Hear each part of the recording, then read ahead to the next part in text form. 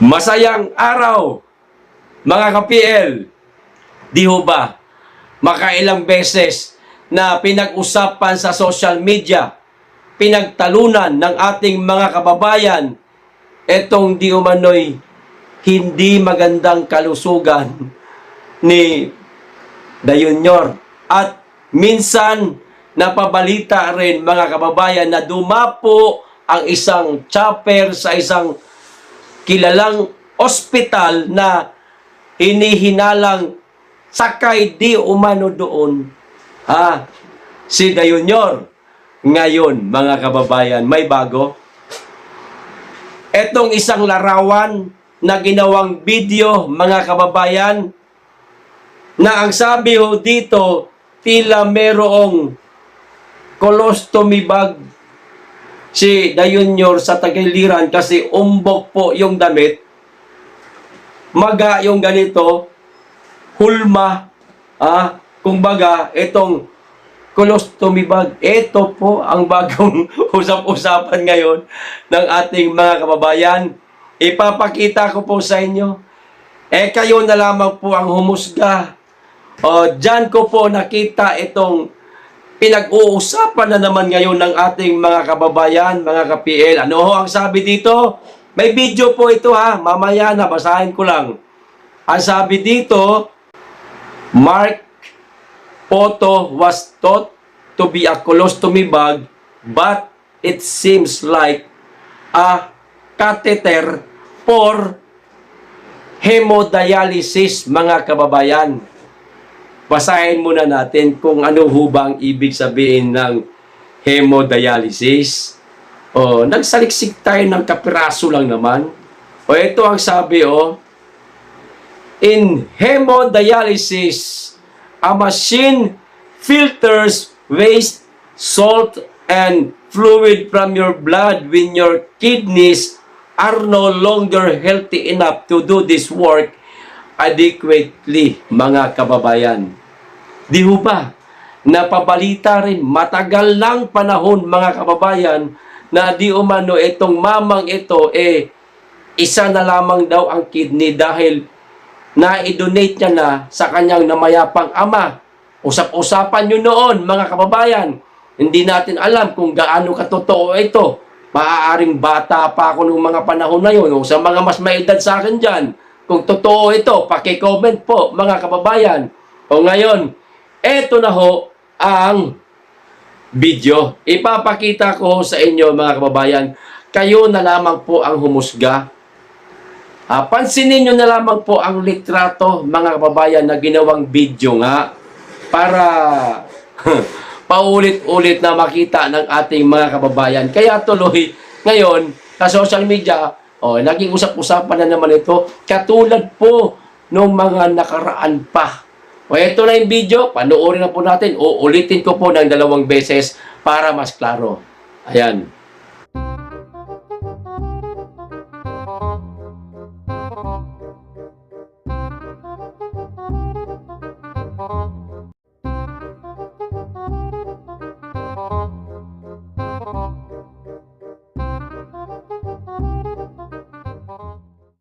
Di ba?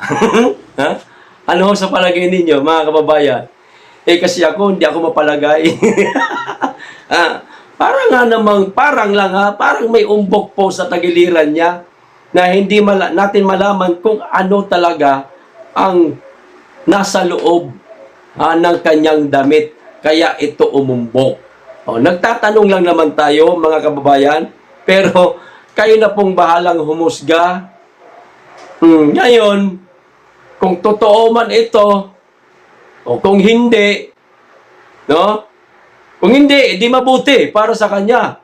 Pero, mga kababayan, kung sakasakali, kung sakasakaling totoo man ito, ipanalangin nyo naman po siya sa dakilang bathala, mga kababayan. Sabihin nyo, dakilang bathala, kung hanggat maaari, huwag nyo na po siyang pahirapan. Tapusin nyo na po, dakilang bathala, ang kanyang paghihirap Paano? Siyempre, sasagot si Bathala. Paano? Pag gagalingin, sagutin nyo na lang. Pagpahingahin nyo na siya.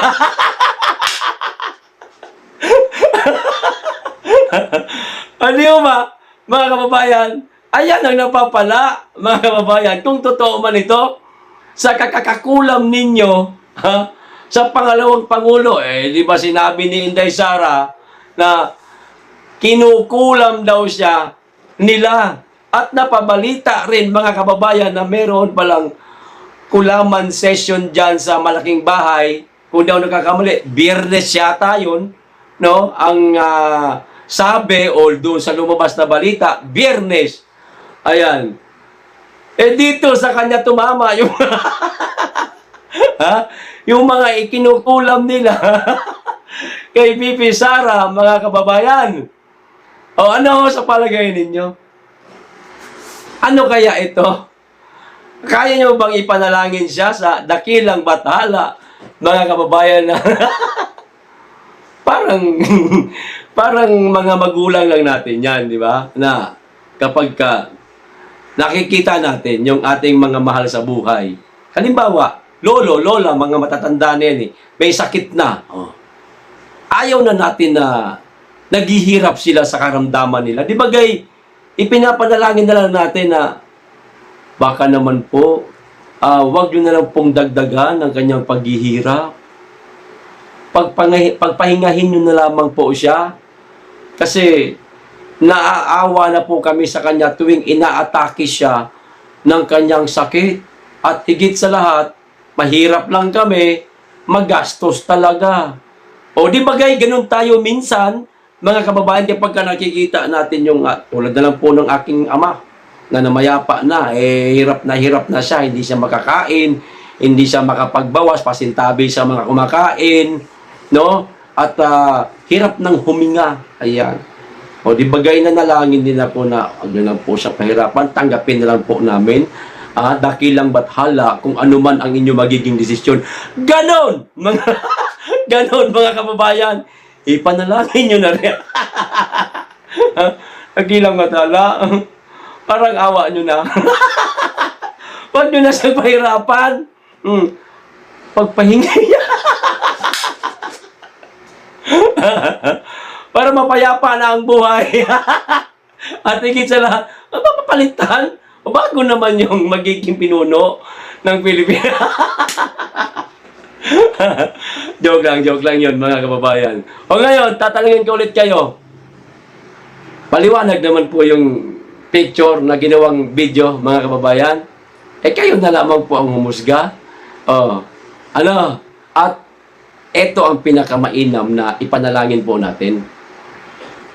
Ang kalusugan po ng ating Tatay Digong at ng ating pangalawang Pangulo, Inday Sara Duterte. Kasi, lalo na si Inday, mga kababayan, pangungunahan pa tayo niyan sa susunod na halalan at magiging presidente yan, no?